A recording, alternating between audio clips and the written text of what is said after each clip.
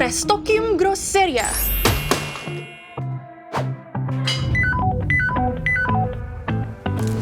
Nidius Entertainment. Wah, pakai fitur lifestyle di BCA Mobile. Semua bisa terkabul, mantul. Makanya buka tabungan dulu di BCA Mobile.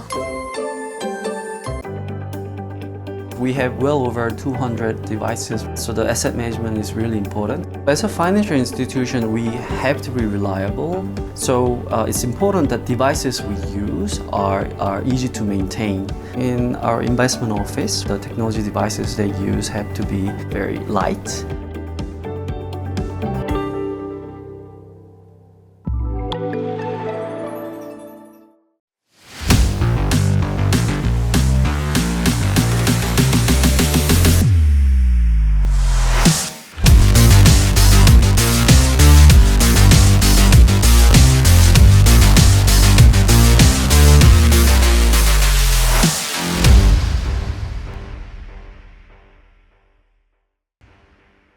Selamat sore semuanya. Saya Hendra Suprayitno, Editor-in-Chief Fortune Indonesia. Hari ini saya akan menjadi moderator dari tuan rumah GDP Icon 2022, Pak Martin Hartono, CEO GDP Venture. Terima kasih. Oke. Topik kali ini kita akan berbicara mengenai entrepreneur, Pak.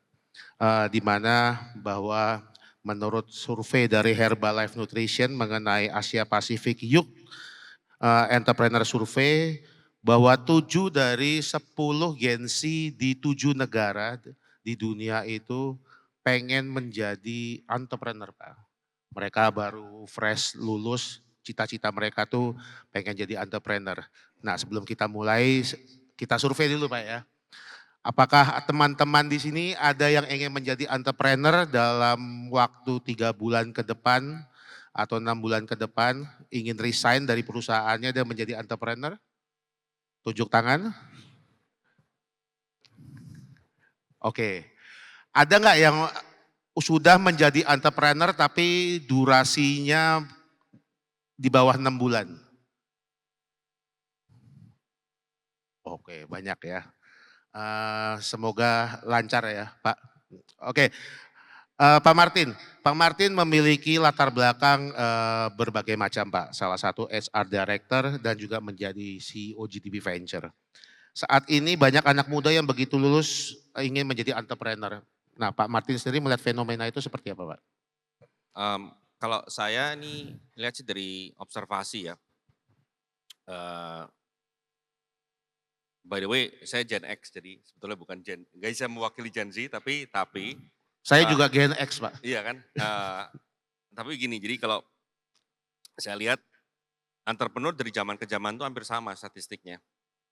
Jadi mau kita itu mulai dari lulus sekolah, langsung jadi entrepreneur, atau tidak sekolah jadi entrepreneur, atau sudah kerja lama, terus jadi entrepreneur, atau sudah pensiun jadi entrepreneur, itu agak random kalau saya lihat chances of suksesnya. Karena memang dari 100 orang itu mungkin cuma 1 yang bisa sukses biasanya. 1 dari 100 Pak. Iya, kira-kira begitulah. Dan kalau saya lihat dari zaman ke zaman ya hampir sama.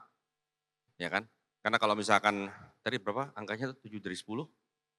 Dari 7 dari 10 ingin menjadi entrepreneur Pak. Ingin kan. Tapi kalau benar-benar kejadian, terus siapa yang kerja di perusahaannya kan gitu kan. Angkanya kan nggak masuk hitungannya.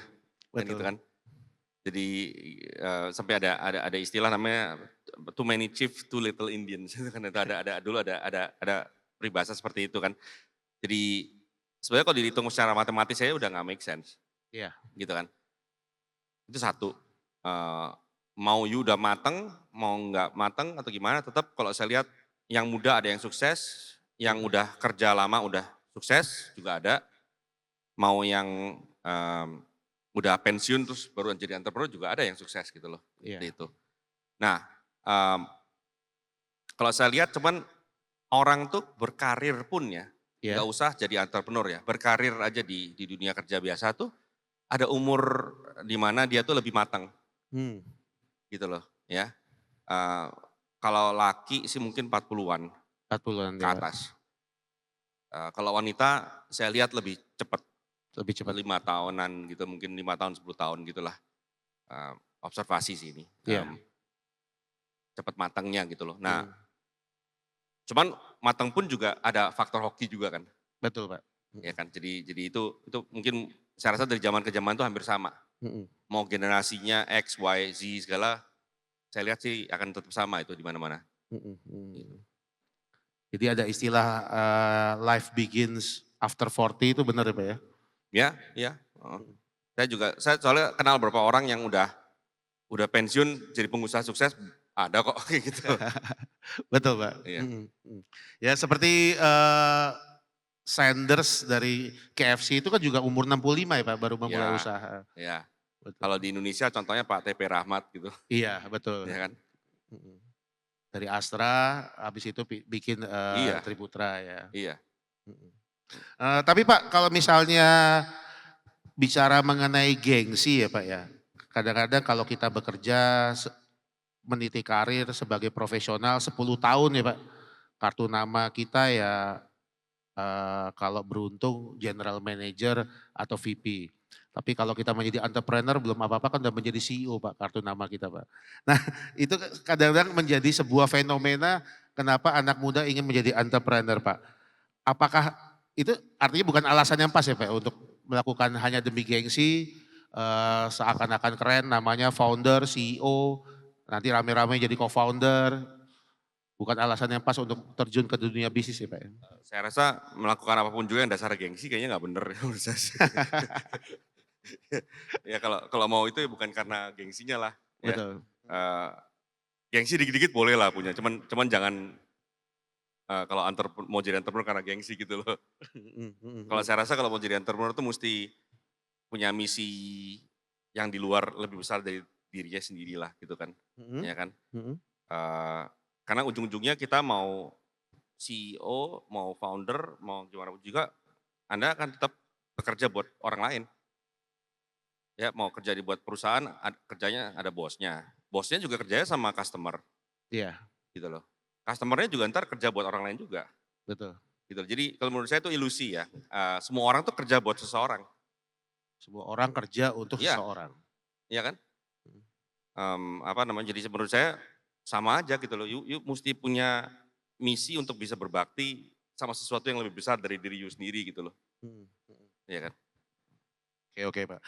Pak tapi kalau misalnya dengan ilmu yang fresh Pak, kalau misalnya kita seorang yang bisa dikatakan beruntung ya Pak.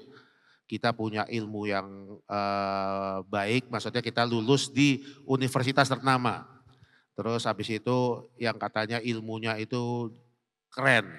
Nah terus orang tua kita mau memodali Pak. Apakah bisa dikatakan sudah cukup Pak? Kesuksesan orang tuh memang penting ya. Kalau you punya banyak istilah leverage ya kalau bahasa Indonesia atau apa? Kalau leverage jadi punya banyak daya ungkit di mana-mana gitu ya. Betul. Itu nolong banget. Tapi tetap aja kalau emang ujung-ujungnya you nggak punya produk yang bagus, ya mau diungkit-ungkit kayak gimana ya tetap aja nggak ada yang beli kan gitu kan. Jadi saya rasa kalau you mulai dari produk yang bagus, pasti ntar akan ketemu orang-orang yang mau support. Oke. Even if tadinya you nggak punya support tersebut gitu loh. Ya kan kalau memang punya produk atau solusi yang memang orang bisa believe, oh ya ini keren memang gitu, pasti akan ketemu kok jalannya. Ya kan, orang-orang yang mau support you gitu. seperti itu. Oke Pak, kalau misalnya kita bicara mengenai tadi kan Bapak bilang bahwa entrepreneur itu sebenarnya tidak mengenal usia untuk memulainya ya Pak ya. Hmm. Nah apakah artinya ada sebuah saran dari Pak Martin bahwa ya kerja dululah sebentar atau mungkin 10 tahun, 20 tahun dibelajar untuk pembentukan karakter gitu Pak? Lebih dari itu. Hmm, Kalau menurut saya lebih dari pembentukan karakter, itu salah satunya, ya kan. Bikin jaringan, network, ya jaringan. kan. Jadi menurut saya tuh it's okay untuk punya visi, bahwa suatu hari mau ngerjain sesuatu lah gitu ya. Hmm, Tapi bikinlah game plan, ya. Jangan belum apa-apa udah langsung nyebur tanpa ada plan sama sekali gitu loh. Bikinlah plannya gitu. Let's say kamu mau kerja di suatu hari di hospitality lah contohnya, Ya, ya kan contohnya ya. gitu kan ya, atau mau punya hotel suatu hari. Ya kerjalah di hotel dulu kan sama orang lain kan gitu kan. Jangan belajar langsung bikin hotel, nyari orang yang mau modalin juga nggak ada yang mau Nggak ada dong. ya. Kalau dia lihat kita nggak pernah ada pengalaman sama sekali kan ya.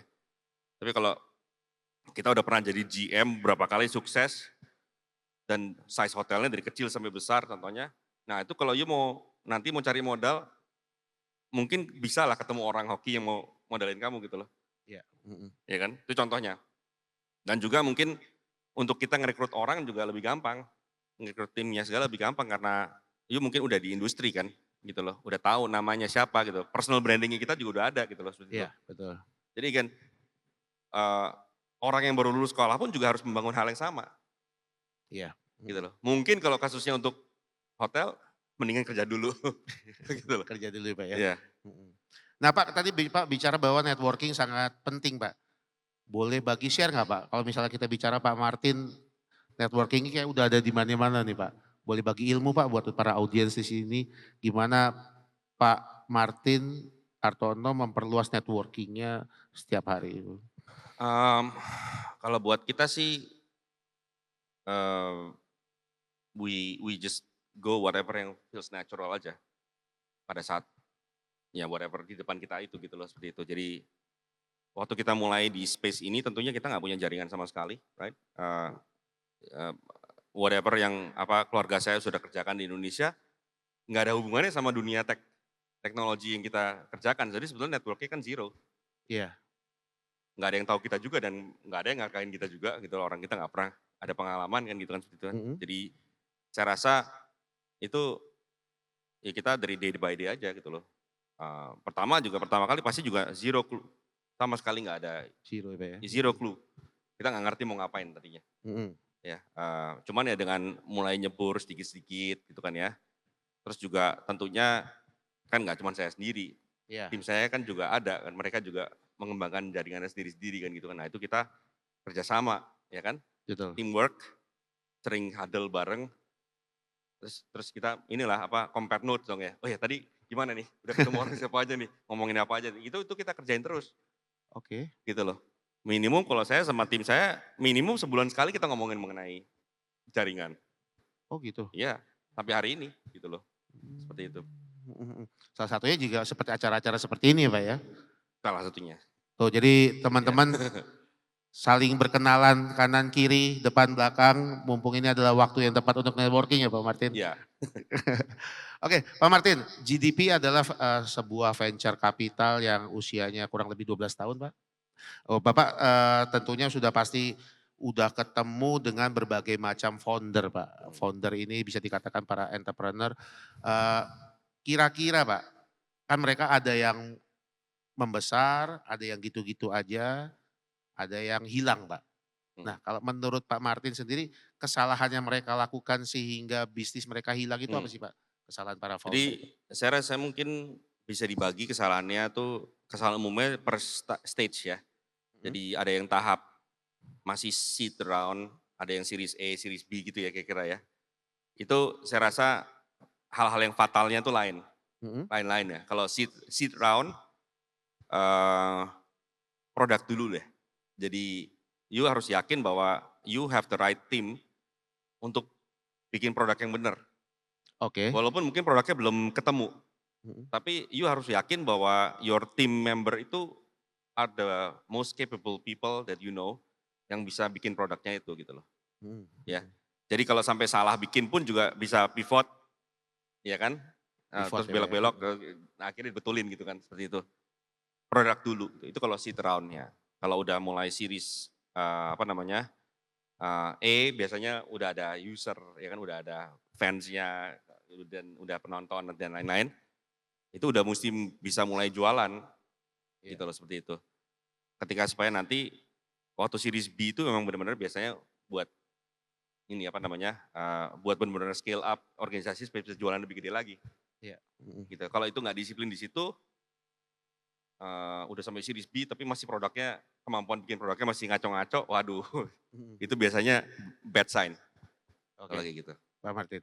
Oke, Pak Martin, kalau kita bicara mengenai skill ya Pak ya, apakah seorang entrepreneur itu harus mempunyai banyak skill Pak? Maksudnya bukan hanya networking, bukan hanya bidang teknologi, bukan hanya modal yang pasti Pak, tapi juga finance, management, segala-galanya Pak? Mmm, nggak mungkin semua orang bisa punya skill semuanya, ya kan. Kalau dari ukuran 0 sampai 10 gitu ya. Minimum kalau perlu ya perlu 6 lah gitu ya skill-nya, untuk yang hal-hal yang you nggak bagus gitu ya, yang bukan forte-nya. Tapi tetap mesti ngerti dasar-dasar gitu kan ya.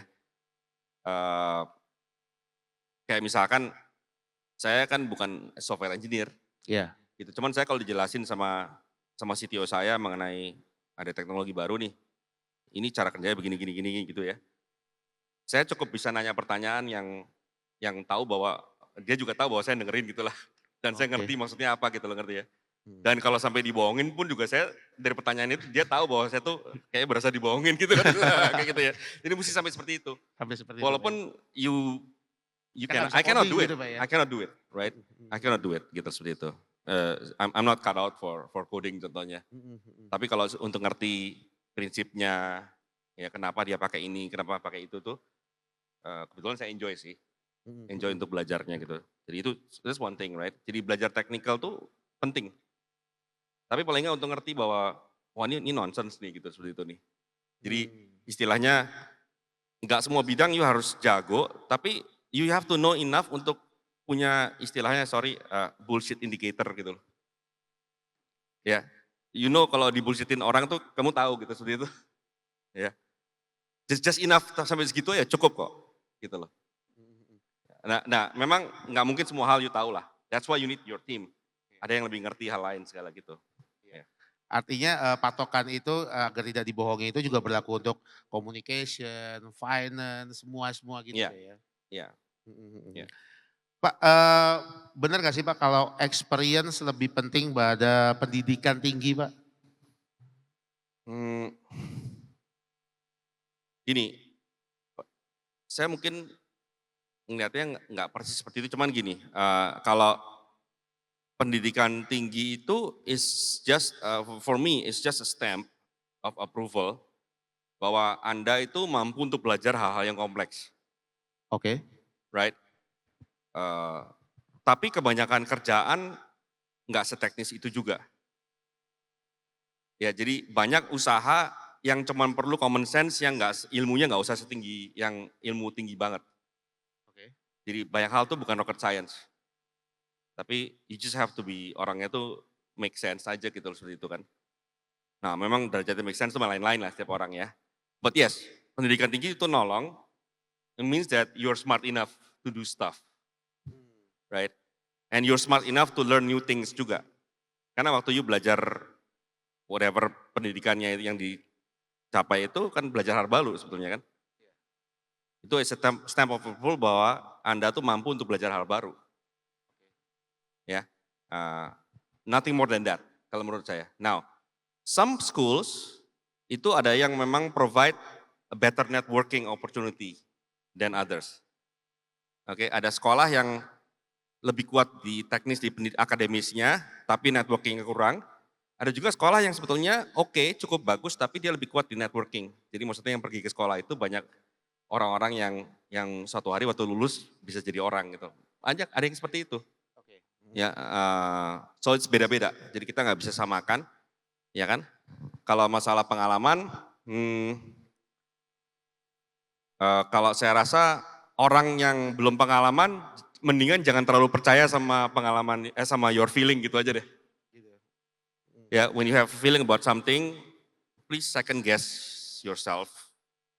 Kalau you belum pengalaman, karena you belum punya cukup database, sehingga your AI yang di sini itu belum cukup wise untuk bisa nilai ini benar atau salah gitu loh seringkali.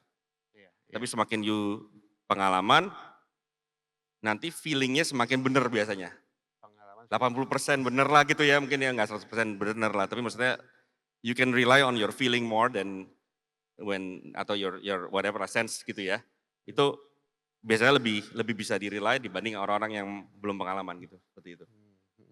Ya. Tapi kalau bicara mengenai pengalaman, misalnya saya seorang orang tua Pak, saya ajak anak saya misalnya ke toko ya kan, setiap hari itu apakah bisa membantu mereka untuk Ya. berpikir logis atau? Ya itu salah satu bentuk pengalaman dan bentuk edukasi juga sebetulnya, yang nggak di-drive dari seperti kayak kita belajar di sekolah gitu ya.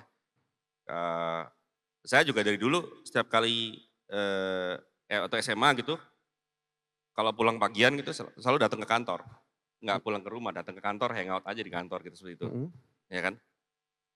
Ya dengerin orang meeting gitu seperti itu, nggak ngerti itu apa sih gitu. Boleh itu Pak?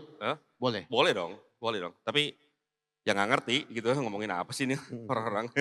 Ya kan? Cuman ya pada waktunya ya akhirnya ngerti sendiri gitu loh. Tapi saya rasa penting sekali kalau bagi yang Bapak Ibu di sini yang misalkan punya usaha sendiri gitu ya, kalau ada anak-anaknya sering diajak ke kantor aja gitu loh, suruh dengerin gitu seperti itu. Kalau lagi sempat lah gitu ya. Itu cukup penting sih. Bapak jadi dari SMA sudah disuruh ngelinting rokok gitu Pak? Pernah. Ngelinting rokok iya, iseng dong, for fun. Seneng. For fun. Jadi Bapak sekarang jago banget nih skill ngelinting rokoknya nih Pak ya? Nggak terlatih. Nggak terlatih. Oke. Nah apakah Pak Martin sendiri udah udah menularkan belum Pak ke anak udah mulai seperti itu Pak? Sebisanya ya, Sebisanya. sesempatnya ya. Oke, Pak, kita bicara mengenai kegagalan ya Pak ya. Bapak pernah bilang bahwa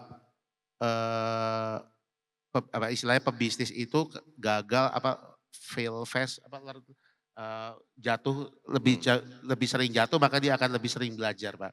Nah padahal kan ketika kita memulainya dari muda sebenarnya kan bisa makin sering jatuh, makin sering gagal, makin sering pengalaman Pak. Bagaimana itu Pak? Iya, ada orang yang jalanin seperti itu. Tapi juga ketika kalau kita kerja sama orang yang benar, dapat mentor yang benar juga mungkin ada banyak hal kesalahan udah bisa dihindari karena mentor kita udah kasih tahu gitu, ini you just hati-hati lah nih kayak gini. Atau mentor kita juga ngasih kita kesempatan untuk salah juga bisa kan. Iya. Right? Tapi sebetulnya menurut saya sama aja. Biasanya tetap matangnya umur 40-an itu. Tempat umur 40-an. Iya, karena everybody will have to make mistakes, right? Yeah. Every now and then everybody makes mistakes. And pasti ketika udah 35 ke atas, 40 sekali itu ya udah lebih sering salah tapi juga udah masih ada energi juga untuk dobrak gitu kan ya. Tapi juga udah lebih wise gitu jadi pastinya. Lebih wise masalah untuk learn mistake itu Pak ya. Yeah. Jadi maksudnya untuk melakukan kesalahan itu juga nggak apa-apa ya Pak ya. Ya iya dong. Iya dong. Iya. Pak tadi Bapak bicara mengenai mentor Pak. Mentornya Pak Martin siapa Pak? Banyak ya, jadi ayah saya, terus senior-senior saya di Jarum segala gitu, a lot of them are my mentor. Dan kalau menurut saya paling penting kemampuan kita untuk bisa nyerap ilmu dari semua orang. Itu yang paling penting sebetulnya. Ya, even if orang tersebut lebih junior dari kita atau lebih culun dari kita gitu. Menurut saya paling penting itu adalah kemampuan kita untuk bisa nyerap ilmu dari semua orang. Ya, karena although ada orang yang sebetulnya dia nggak sejago kita, tapi mungkin ada beberapa hal dia benar. Oke. Itu kita mesti jeli untuk bisa ngelihat itu gitu loh. Seperti itu. Ya, and itu saya rasa harus dipraktekkan setiap saat. Oke. Nah kalau Pak Martin sendiri lebih menyerap ilmu itu lebih senang bertemu, belajar dari orang lain atau baca buku atau nonton YouTube Pak seperti Semua, anak-anak muda sekarang? semua cara, Semua semua cara. cara. Semua cara, termasuk juga lagi nge-coach orang loh ya. Kenapa? Lagi coaching orang gitu, Oke. lagi coaching tim atau gimana, itu juga bisa belajar banyak juga. Gitu loh. Saya tahu itu, ini kalau ini bukan di kerjaan tapi ini di personal hobi saya ya. Ya, Saya itu pelatih Brazilian Jiu-Jitsu, betul. oke. Itu saya paling banyak belajar tuh dari murid sebetulnya. Hmm. Khususnya ketika dia lagi kesulitan. Karena ada beberapa hal saya udah bisa, mungkin saya take it for granted kan, wah ini Iya. gampang udah bisa. Tapi banyak orang yang baru belajar dan dia kesulitan. Nah itu bikin saya jadi mikir lagi lebih dalam kan, ini sebetulnya yang benar tuh apa sih? Kenapa orang ini nggak bisa ya? Jadi mungkin saya salah ngomong atau mungkin dasarnya saya salah kasih tahu atau gimana. Akhirnya kita jadi lebih ngerti basic yang benar tuh seperti apa contohnya. Nah gitu loh. Itu I get that a lot from just coaching people gitu loh. Coaching sama teaching people gitu seperti itu. Ini kan hal-hal hobi lah gitu ya. Iya. Seperti itu. Jadi ya, I mean yang penting adalah kemampuan kita untuk bisa dapat ilmu baru dari segala macam, dari nonton YouTube, dari apapun juga lah. Dari even ngambil kelas, of course ngambil kelas harus belajar dong, malah rugi kan gitu ya. Tapi banyak sekali hal gratis yang kita bisa serap ilmunya. Only if you just, udah lah lu gak so tau dah. Jangan so tau gitu kan. Iya kan. Makanya itu kayak GDP Venture itu kan membiayai apa istilahnya funding banyak startup itu artinya bukan hanya memberi uang ya Pak ya, Bapak juga belajar dari anak-anak muda ini Pak ya. Yeah, for us is actually all what we do in our business is all about survival, right? Kita kan semua maunya kan cuman mau hari depan yang lebih baik, ya kan? And tentunya kita udah punya core business keluarga saya ya di banking, cigarette segala gitu. And then of course we're doing e-commerce, tiket.com segala gitu kan as one of our pillars in the future. But we also understand bahwa space-nya ini, technology space ini is so wide. And akan ada perkembangan baru terus yang nggak mungkin kita tuh bisa ngikutin. Kalau kita mau kerjain sendiri. Right? There's no way anybody can ngikutin segala macam yang baru-baru gitu loh. That's why buat kita it's like a research budget sebetulnya. Research budget kita invest di satu perusahaan awal ya kan. Ya kalau perusahaan tersebut of course harapannya adalah yang bisa profit gitu atau mungkin ada yang beli atau gimana ya. Jadi itu duitnya balik lah. Iya ya kan. Iya. And then kita bisa reinvest lagi kan gitu kan. Sebetulnya kalau buat yang perusahaan yang kita invest, sebagian besar perusahaan yang kita invest itu di Amerika sebetulnya. Ya, ada sebagian di Indonesia, ada juga sebagian di region, di Southeast Asia, tapi sebagian besar soalnya di Amerika. Gitu. Karena menurut kita Amerika itu kan soalnya negaranya kan paling ada purchasing power, khususnya untuk hal-hal yang niche. Iya. Marketnya tuh paling besar untuk itu. Makanya itu kalau Bapak Ibu lihat di luar ada sepeda listrik di luar itu si Vintage Electric itu salah satu perusahaan yang kita invest. Itu kalau di Amerika marketnya lumayan untuk seperti itu. Tapi itu kan interesting buat kita untuk belajar, kalau EV bike, sepeda EV tapi itu seperti apa sih? Sebagus-bagusnya yang kita bisa bikin kan gitu kan ya. Betul. Nanti ide tersebut bisa kita ambil juga ya kan, ini bagusnya seperti apa, nanti bisa di-apply di Indonesia seperti apa kan gitu kan. Itu contohnya kan. So there's no way kita bisa ngikutin semua hal gitu loh. And for us itu lebih ke arah supaya kita tuh paling tajam sama ada kejadian apa gitu loh. Karena buat saya kalau udah kebanyakan media ngomongin, sorry. Iya gak apa-apa Pak. Atau kebanyakan konsultan atau investment banker mulai ngomongin segala gitu, itu udah telat. Bukannya apa gitu loh. Udah telat. It's too late. For me it's too late gitu loh. Ya. Kita lebih concern untuk lihat-lihat hal-hal apa aja yang bakal terjadi kan gitu kan. Oh, jadi istilahnya meramal gitu Pak? Ya enggak. Ya enggak dong. Ya karena kita invest lebih awal-awal di proyek yang awal, kita jadi lebih tahu mana yang duluan gitu loh kira-kira. Soalnya kemarin saya ngobrol sama Andrew Pak, foundernya Electric Bike. Dia sudah mendirikan tuh kurang lebih tahun 2010 kalau nggak salah. Iya. itu jauh dari Betul, tren electric vehicle atau apa segala macam ini betul, tren. betul, Mhm. Nah, betul. gimana sih Pak untuk masalah tadi melatih itu Pak, melatih insting bahwa hal ini akan menjadi tren 10 tahun lagi. Kayak Bapak bicara mengenai dulu belief e-commerce segala macam, itu kan jauh di belakang sebelumnya. Paling paling jurus paling jitu untuk bacanya itu adalah dari demographics. Demografi. Demographics sama ekonomi ya, sama purchasing power ya. Eh, Kenapa kita waktu itu tahun 2000, sebetulnya kita tuh mulai planning untuk bikin beli-beli segala tuh 2009. Ya. Walaupun memang di launch baru 2011 ya, karena bikin timnya segala. Itu karena demographics. Demografi Indonesia aja kita lihat, terus kira-kira forecast kan, kira-kira purchasing power seperti apa, ya kan. Kira-kira, oh ini udah bener nih saatnya kita mulai kerjain kan gitu kan. Itu dari demographics kelihatan. Hmm, Dan income per kapita, Income makanya per kita kapita. namanya GDP venture tuh GDP-nya itu karena gross domestic product gitu artinya. Oh, jiwanya. dari situ Pak ya. Iya, jiwanya itu ada. Jadi kita selalu mesti lihat GDP-nya negara, ya kan. Demographics-nya seperti apa gitu loh.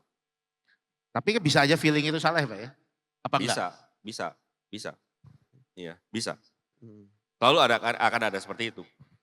Akan ada seperti itu Pak ya. Hmm. Apakah sempat waktu itu, wah kayaknya e-commerce mungkin berhasil di China, di US, tapi di Indonesia enggak pernah berpikir itu Pak, seperti itu Pak? Enggak, cuman kalau kita lebih ke arah bentuknya yang seperti apa. Bentuknya Seperti apa? e-commerce yang seperti apa yang bakal jalan itu yang bisa up for debate lah. Mhm, Ya itu yang bisa salah bisa benar. Tapi kalau e-commerce-nya akan terjadi, kita waktu itu sudah tahu ini akan terjadi. mhm. Cuma bentuk e-commerce yang mana yang bakal jalan itu yang who knows. Ya, Gitu oke. loh.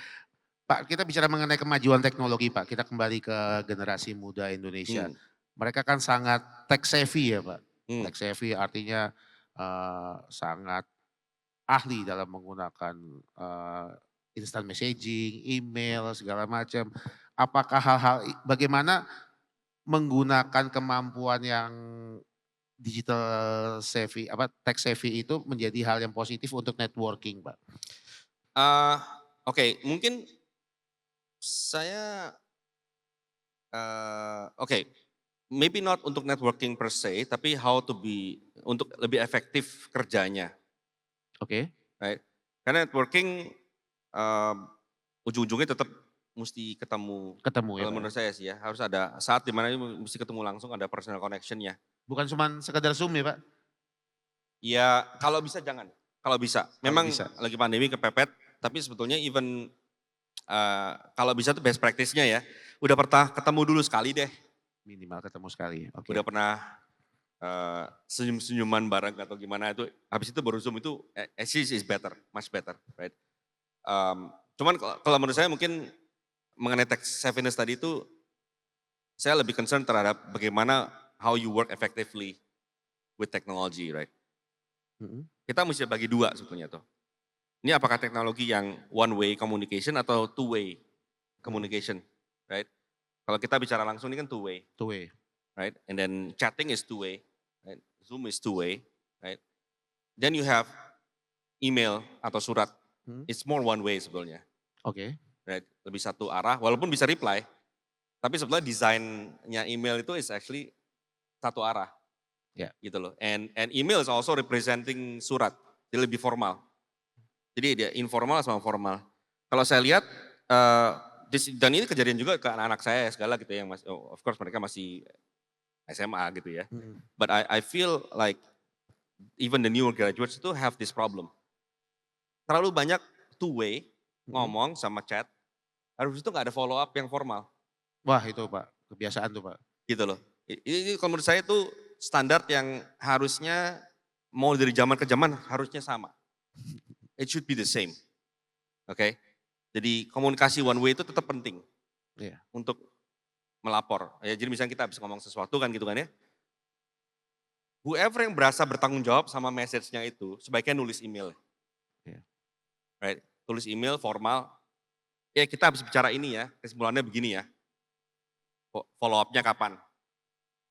Ya, itu menurut saya dari zaman ke zaman it's the same, Sama ya. right? Itu harusnya ada.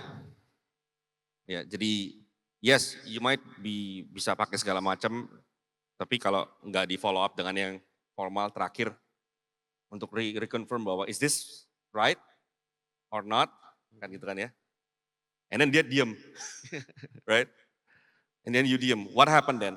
Iya. Do we email again? Reconfirm lagi, tanya lagi sampai dia jawab atau gimana? Right. Nah ini yang kayak gini nih yang penting kalau menurut saya. That's actually how you get things done. Iya, betul. Ya, I found like a lot of projects tuh nggak jalan ya cuma gara-gara ini sebetulnya, bukan karena orangnya bego. Masalah komunikasi. Yes, ini. yes. It's less because of incompetence dalam hal ngerjain projectnya, tapi karena komunikasinya tadi tuh nggak beres aja gitu loh, putus aja itu komunikasinya. Right? And then, so itu satu hal, jadi mengenai reconfirm with the formal letter, dalam hal ini email kan gitu kan ya. Another one would be, do you feel responsible with the message atau enggak? Ya. Ya, kan kalau kita bicara budaya komunikasi itu kan ada dua hal, ada dua gaya lah. Ya kan kalau ada yang orang yang mau ngasih message itu yang bertanggung jawab. Ya. Jadi dia ntar gaya bicaranya akan let me reconfirm, ini maksudnya begini ya, gitu, seperti itu. Ada juga yang gaya bicaranya itu, saya mau ngomong sesuatu tapi I assume that you have to know. Iya, iya. Itu beda gaya yang ngomongnya tuh, ya kan? Biasanya kalau you mau environmentnya lebih nggak ada konflik, yang seperti yang kedua itu. Oke, baik Pak. Supaya adem gitu kan ya, supaya airnya nggak banyak ombak kan gitu kan, jadi ngomongnya lebih halus, lebih kelas gitu kesannya. Tapi kalau lagi emergency, please don't do that. Kalau ada project yang mingguan, please don't do that. Yang ada deadline, mendingan you ambil alih, you responsible for the communication, right? Iya. Gitu. Jadi itu hal seperti ini saya rasa yang lebih penting sih. Itu yang lebih penting ya Pak. So it doesn't matter what kind of technology you use actually. Oke, baik. Pak, karena waktunya cukup terbatas, saya minta Pak, ada nggak Pak tips buat bagi teman-teman di sini yang Gen Z, Gen Y, atau Gen X buat saya Pak, siapa tahu saya tobat nggak mau jadi profesional, pengen menjadi entrepreneur, mungkin 10 tahun lagi. Pak Martin ada 3 tips Pak? Ya, I think mungkin summary-nya tadi ya. Iya. Jadi, it doesn't matter what you do, actually you serve someone. Iya. In the end of the day, right? You never work for yourself actually. You work for someone in the end. Whatever it is that you do, right? Terus tadi juga apalagi tadi masalah umur ya. Masalah umur tidak pernah telat ya Pak ya untuk memulai nggak pernah telat, nggak pernah terlalu dini juga sih gitu. Karena suksesnya kayaknya random kalau saya lihat sih gitu ya. Mau pendidikan tinggi, pendidikan nggak ada pendidikan juga random juga kalau saya lihat. Betul. I've seen both orang yang berpendidikan tinggi sukses, tapi juga yang nggak pendidikan pun juga sukses gitu loh. Betul. Right? Sama satu lagi mungkin golden age ya Pak ya, bahwa setelah 40 tahun bahwa itu adalah masa-masa kemasan seseorang. Yes, so that you know bahwa kalau untuk karir biasanya 40 ke atas untuk cowok. Ya, cewek lebih muda dikit biasanya mulainya. Lebih cepat matang biasanya kalau saya lihat. Oke. Pak Martin terima kasih untuk chit-chatnya Pak untuk sore ini. Tepuk tangan untuk tuan rumah kita Pak Martin Hartono, CEO GDB Venture. Terima kasih.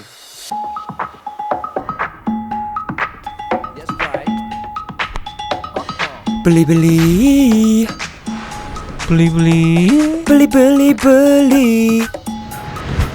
Gratis ongkir. Beli. Gratis ongkir. Download Beli sekarang.